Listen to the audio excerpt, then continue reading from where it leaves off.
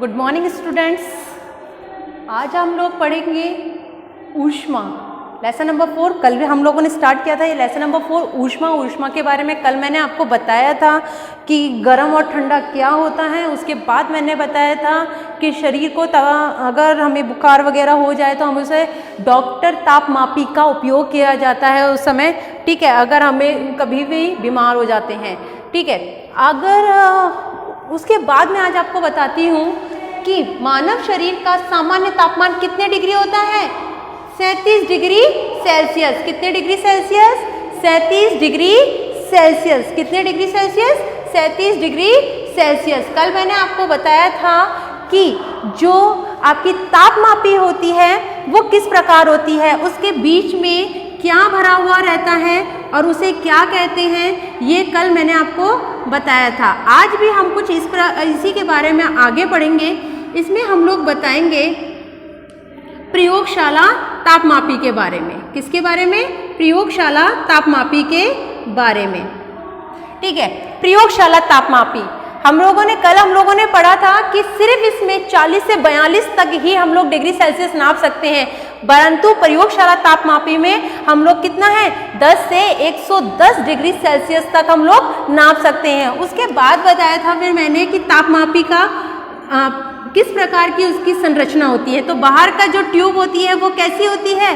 कांच की बनी हुई होती है। किसकी बनी होती है? ये कांच की बनी होती है। इसके बीच में एक छोटी सी ट्यूब और होती है।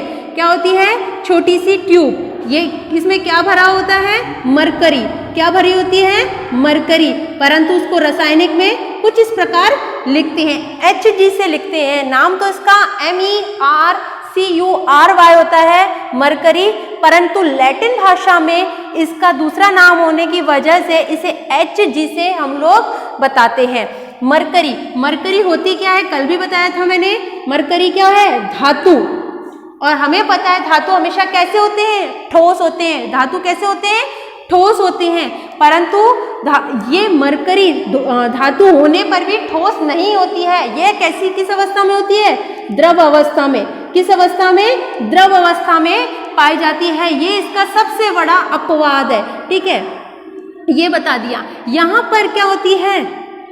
एक आपकी चालक धातु लगाई जाती है। क्या लगाई जाती है? चालक धातु लगाई जाती है। आपने देखा होगा कुछ चमकदार होती है यहाँ पर, ठीक है, वो चालक धातु होती है। उसको थोड़ी सी भी ऊष्मा जैसे ही मिलती है, उसको ऊष्मा मिलती है, वो क्या कर देती है? इस जो मरकरी होती है इसको ऊष्मा प्रदान करके ये ऊपर की तरफ चली जाती है। जितनी इसको ऊष्मा मिलेगी उतने ही डिग्री सेल्सियस पर जाकर यहाँ पर मार्क लगे होते हैं। यहाँ 0 से स्टार्ट होकर, जैसे अभी आपको प्रयोगशाला में बता रहे हैं, लास्ट 110 तक हम लोग नाप सकते हैं। तो 0 से बाद 10, 20, 30 ऐसे करके ये ऊपर तक जाती हैं, ठीक है। तो ये इसमें बताया जाता है, ये मरकरी ही सबसे बड़ा काम करती है। अब प्रयोगशाला में तापमापी का क्या उपयोग है? चलो, डॉक्टर तापमापी का उपयोग तो हमारे शरीर के तापमान को नापने के आता है, पर प्रयोगशाला में क्यों? क्योंकि प्रयोगशाला में हम लोग बहुत बड़े बड़े प्रयोग करते हैं। जो रसायन पदार्थ होते हैं, जो भी रासायनिक पदार्थ होंगे, जो रसायन होंगे, अगर हम लोगों को किसी भी एक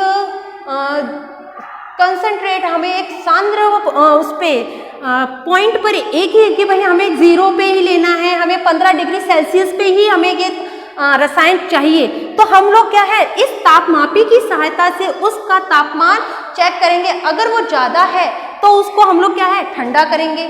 अगर ये कम है तो इसको थोड़ा सा और गर्म करके हम लोग उतने ही डिग्री सेल्सियस पर लेके आएंगे। इसीलिए हम लोग प्रयोगशाला में तापमापी का उपयोग करते हैं। दूसरा उपयोग है, आजकल जो एडवांस टेक्नोलॉजी आई हुई है उसमें बताया गया है, ये जो तापमापी है उस कमरे में ही लगा दी जाती है।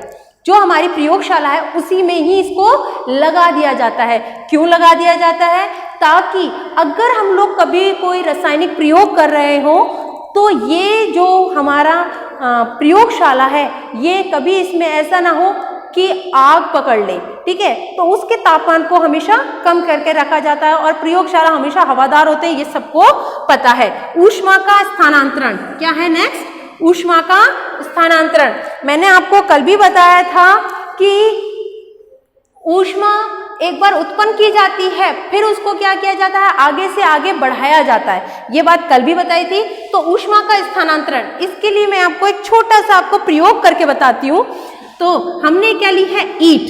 क्या ली है, एक ईंट ली है, ठीक है, ये ईंट है, एक ईंट ली है। इसके नीचे हम लोगों ने क्या लगाई है, लोहे की रॉड।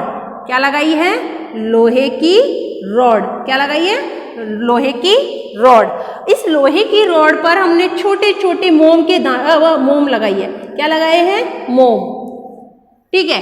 अब इसके एक छोर पर हम लोग क्या लगा देते हैं, मोमबत्ती। क्या लगा देते हैं, मोमबत्ती। इसको मोमबत्ती को जला देते हैं, ठीक है। क्या जला, मोमबत्ती को जला देते हैं। इस मोमबत्ती को जैसे ही हम लोग जलाते हैं, धीरे, ये क्या है, ये चालक पदार्थ है।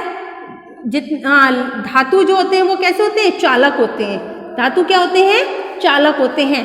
तो लोहा भी क्या होगा, चालक होगा, ठीक है। इसमें ऊष्मा का आदान प्रदान आसानी से हो सकता है, चालक पदार्थों में आसानी से होता है। तो इसमें जैसे ही हम मोमबत्ती को जलाएंगे, ये चालक है, इसमें ऊष्मा का प्रवाह प्रारंभ हो जाएगा। अब यहाँ जहाँ जहाँ जितना हो गया है, जैसे ये वाला हिस्सा गर्म हो गया है, तो ये ऊष्मा को आगे आगे आगे आगे भेजता चला जाएगा।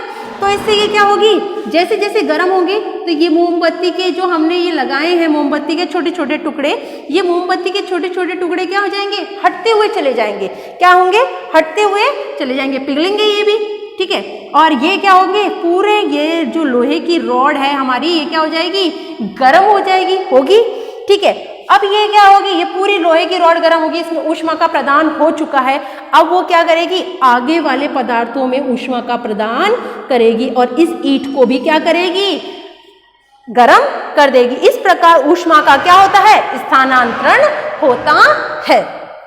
नेक्स्ट आपका टॉपिक है चालक व कुचालक। क्या होते हैं चालक और कौन से होते हैं कुचालक पदार्थ?